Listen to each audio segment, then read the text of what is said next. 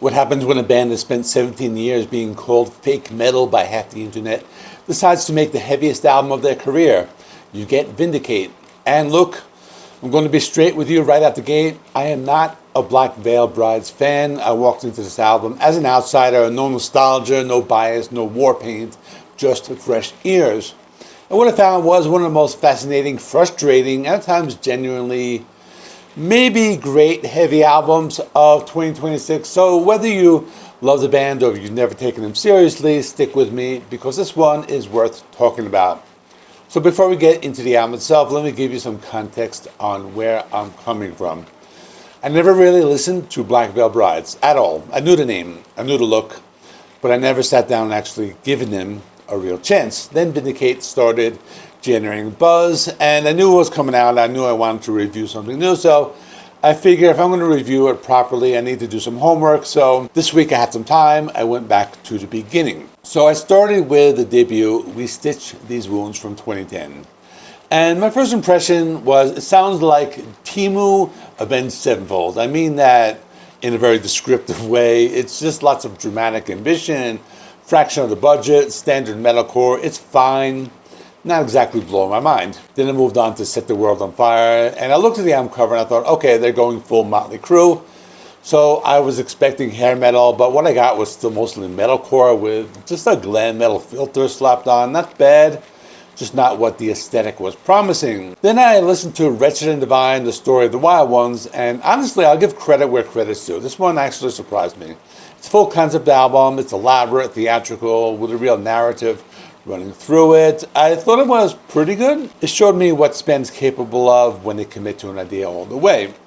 I also got through the self-titled, which was decent, solid, not anything worth talking about. I didn't have time to go into the rest of the catalog because I had other things to do, but that kind of gave me enough context to know what I was getting into. So with all that said, here's my honest take. Vindicate is the seventh studio album by Black Veil Brides, released May 8th, 2026 on Spineform Records, and notably the first record the band fully produced themselves. Andy Biersack and guitarist Jake Pitts handled production with mixing by Zach Cervini. It's 14 tracks, around 45 minutes, and the themes running through it are revenge, vindication, and personal growth.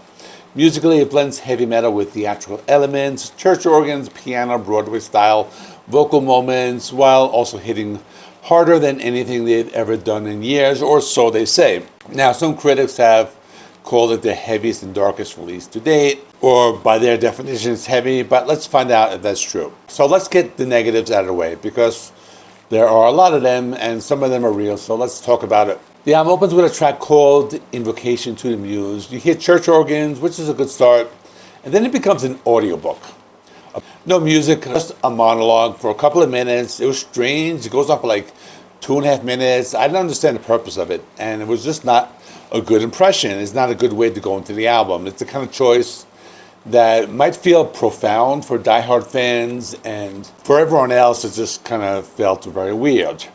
So that's my first negative. The second and bigger is the overuse of the whoa, whoa, whoa chorus. Now, I understand anthemic crowd chants are part of this band's DNA, but when you hear that same device used track after track on Bleeders, Alive, Revenger, Ave Maria, Woe and Pain, and Woe and Pain also has Woe in the title, it stops feeling like a signature and starts feeling like a crutch. By half of the album, I had genuinely lost count, but it pulled points away from songs that deserve better. There were some songs I liked, but they added the woes and it kind of took away from it.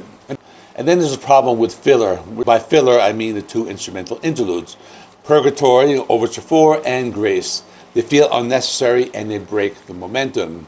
And the closing track, Echeton, is a soft orchestra piece under 2 minutes. Sounds like an unfinished idea that got left to the end of the record. Not the way you want to close an album. Now, here's where it gets good. Now, there are some good aspects of this album. I'll try to be fair in my reviews, because when this album works, I think it works. The title track, Vindicate,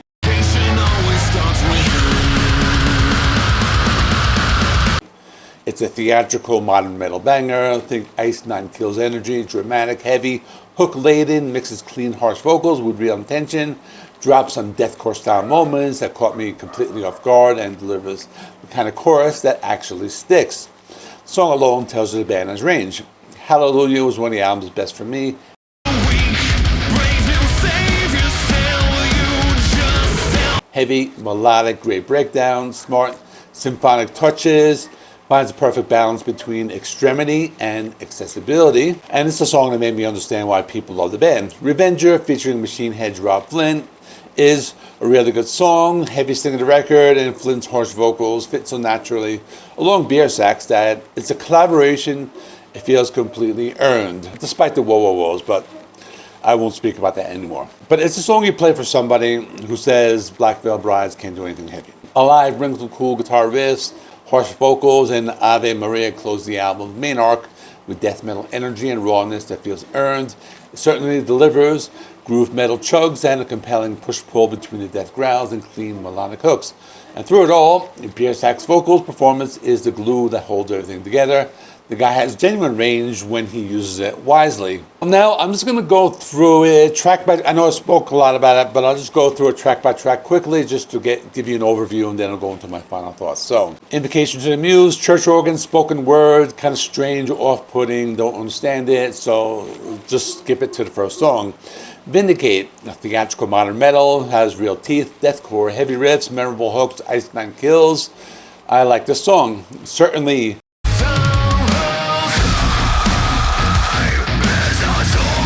groove metal chugs, death growls with clean vocals, solid metalcore structure, some not too bad. Bleeders,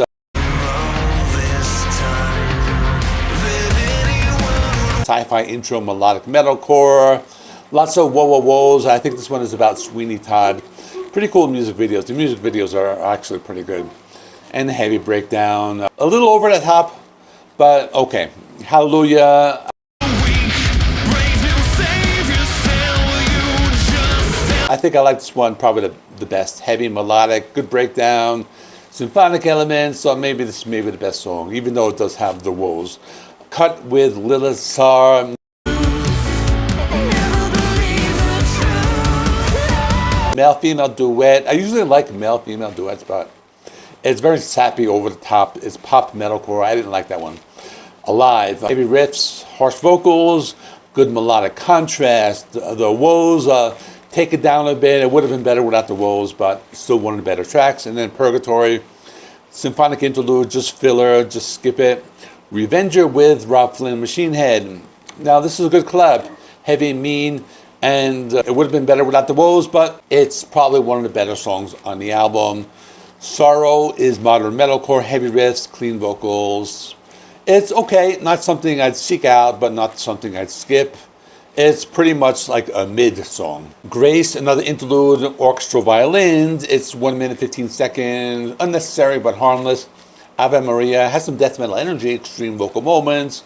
More of the woes and the harsh vocals here and there, and has some real intensity. Woe and Pain, dark pop ballad, heavy electronics, rap style vocals that brought me some of these like Falling in Reverse, Ronnie Radke ideas to mind. Very polished, very clean. The second half recovers with a cool guitar work.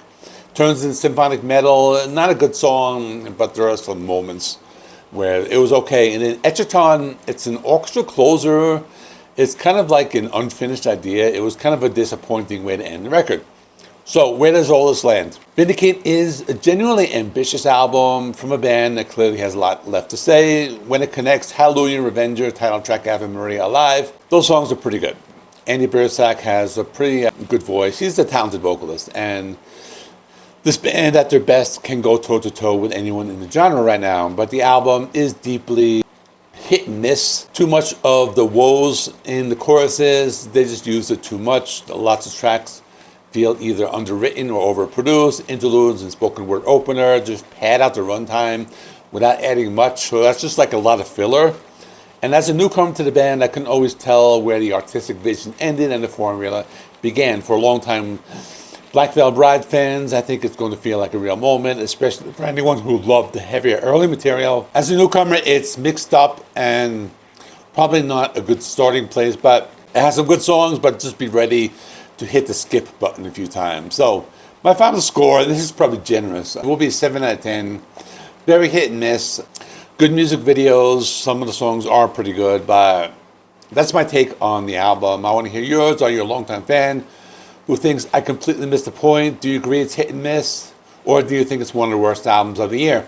Drop in the comments. I read everything. I try to respond to everything. And if you want more 2026 reviews, check out this playlist with all my reviews for this year. And I also reviewed the new Social Distortion and Dark Throne from this weekend.